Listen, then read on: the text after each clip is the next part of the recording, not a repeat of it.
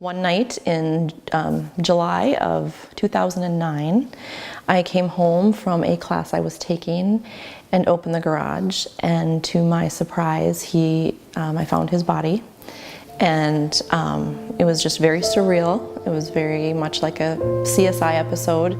There's 911 calls, and the police come, and the ambulance comes.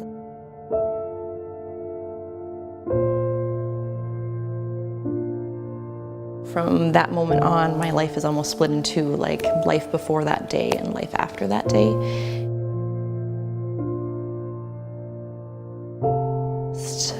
It's so hard to wrap your mind around that this is your life, or why this would happen, and why they didn't ask for help, or why they didn't reach out, and all the questions that you have along with that. And then of course the heartbreak of having to tell your children, and they don't understand it.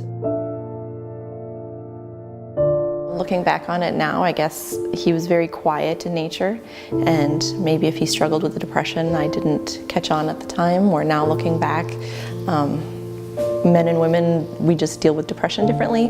And I had grown up with men that they like to go, when they're stressed out, they go and tinker in the garage and fix things, or that's just their way of coping. And so when he would do those things, I just thought it was normal. Where looking back on it, I realized he was very stressed and depressed, and he would go out there and try to make sense of the world. I know that if I could have asked my husband moments after he took his life, I'm sure he would have regretted it, and I'm sure he would want people to know that. And I'm sure he would want to be here with his children right now. If you're hurting, there are people that are going to miss you and love you, and to try, and even in the dark moments, to try to remember that, to try to get you maybe to the next moment and the next moment, to keep you going, that they're worth living for. Your family and friends are worth living for.